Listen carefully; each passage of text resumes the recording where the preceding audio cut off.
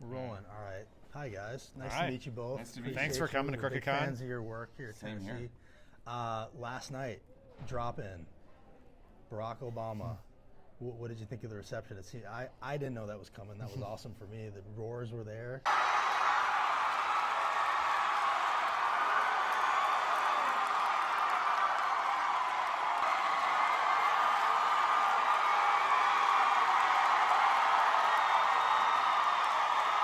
You know, we were saying that we've obviously been a lot of places with Barack Obama over the years. I don't think he's ever surprised a big crowd like that before. He's like walked into a diner or whatever else. And so to be able to see, and particularly from that close vantage point, people just like lose their minds in excitement was like very powerful. Yes. Just like so grateful that he did that because he got asked to do a lot of things and his team reached out and said he wanted to come because he knew that everyone was in town and he knew that we were having this convention. And so he really wanted to talk to all the people who had been fighting so hard over the last year and over the last decade now to get us to a better place. So it was really great that he did. It was awesome that he did that. I think people were fired up about the results. I'm going to bring everything back to Tennessee a little bit here. Perfect. That's kind of our thing. We have a special election coming up in December. And Afton Bain is the Democratic candidate. She's running against a guy named Matt Van Epps. Mm-hmm. Now, the rumor is that Speaker Johnson's plan is to kind of hold back Adelita Grijalva until Van Epps gets up there to cancel out her vote. Have you heard that rumor?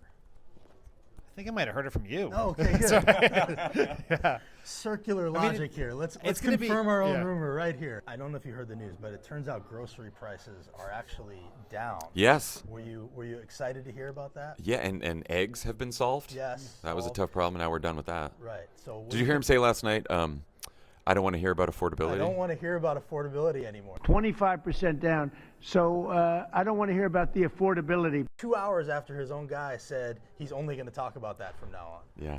He's not gotten the message, I don't think. Do you think that's effective with his voters? Do you think they believe what he's saying? No, I don't. And that doesn't mean they'll stop supporting him at all. But I think we learned that over the 4 years of the Biden administration that you can't argue people out of their feelings.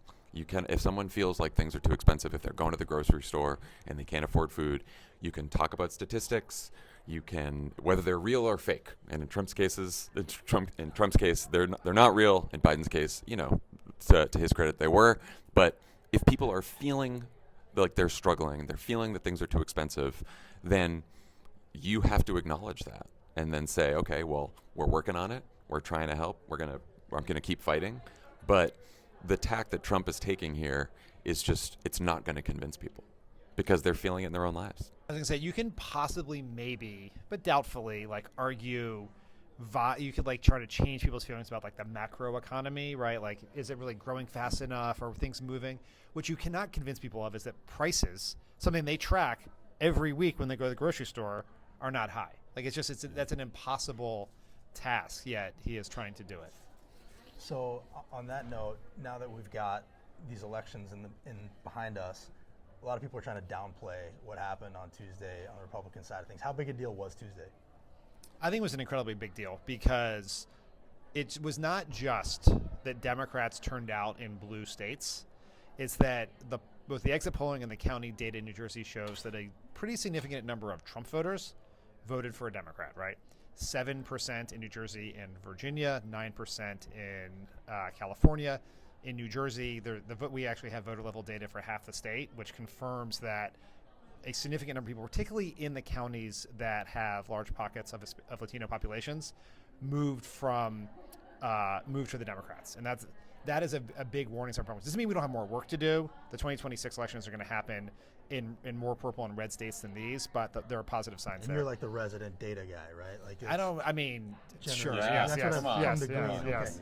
It seems to me that more and more sites like yours, the Bulwark, humbly I will say the Holler a little bit in Tennessee, are playing a bigger role in getting the truth out. How do you feel about the state of independent media right now? Are we ready for this moment as like people lose faith in certain media outlets, legacy media outlets? It seems like you guys are playing a more and more prominent role in messaging here. Yeah, look, I think that we can go through all of the woes of corporate media, Yeah. both in the business model and RIP their reaction CBS, in I their would say in their RIP reaction to CBS. Donald Trump and everything else. I also think kind of the stuff we do. It's people are looking for information and people delivering that information that they can trust. And part of that trust, a big part of that trust, is delivering factual, credible information. Another part is just feeling like you know the people. Yeah. And I do think that in independent media, especially whether it's a Substack, whether it's a podcast, whether it's a video podcast that you're watching all the time, like it's more informal, it's more casual, and so people are going to trust the people delivering the information more. And I think that you see that with you guys, see that with the Bulwark, see that with us, and so I do think that that's why more people are turning to independent media than the typical reporter who's just like in a box with like 10 other pundits on a screen and cable. Like, I just think that format feels outdated and not as authentic to people. I think John's right. It's a lot about the style.